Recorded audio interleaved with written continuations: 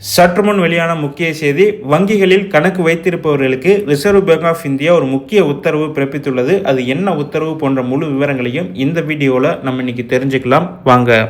வங்கி பயனர்களின் பாதுகாப்பை மேம்படுத்துவதற்கும் மோசடிகளை குறைப்பதற்கும் வங்கி செயல்பாடுகளின் ஒட்டுமொத்த செயல்திறனை மேம்படுத்துவதற்கும் அனைத்து வங்கிகளுக்கும் 3 உத்தரவுகளை ரிசர்வ் பேங்க் ஆஃப் இந்தியா அறிவித்துள்ளது.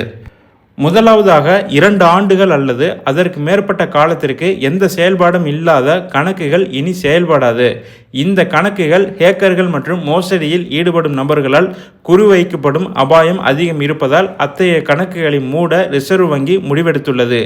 இது வாடிக்கையாளர்களின் பாதுகாப்பை உறுதி செய்யும் என ரிசர்வ் வங்கி நம்புகிறது. இரண்டாவதாக, கடந்த 12 மாதங்கள் அல்லது அதற்கு மேலாக எந்த பண பரிவர்த்தனையும் இல்லாத கணக்குகள் செயலற்றதாக கருதப்பட்டு அந்த கணக்குகளையும் மூட முடிவெடுக்கப்பட்டுள்ளது.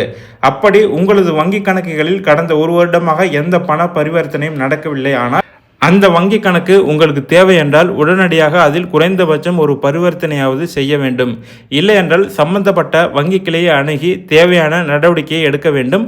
வங்கிகளின் பணிச்சுமையை குறைக்கவும் செயல்பாட்டு திறனை மேம்படுத்தவும் ஆன்லைன் மோசடியின் வாய்ப்பை குறைக்கவும் இந்த நடவடிக்கை எடுக்கப்பட்டுள்ளது. மூன்றாவதாக, நீண்ட காலமாக 0 பேலன்ஸ் உள்ள வங்கி கணக்குகள் மூடப்படலாம். மேலும் வாடிக்கையாளர்கள் KYC நடைமுறைகளை பின்பற்றும் விதிமுறையை இது வலுப்படுத்தும். மேற்குறிப்பிட்ட வங்கி கணக்குகளில் உங்களது கணக்குகள் இருந்தால் அதனை கண்டறிந்து முறையாக சரி செய்ய வேண்டியதும் அவசியமாகும்.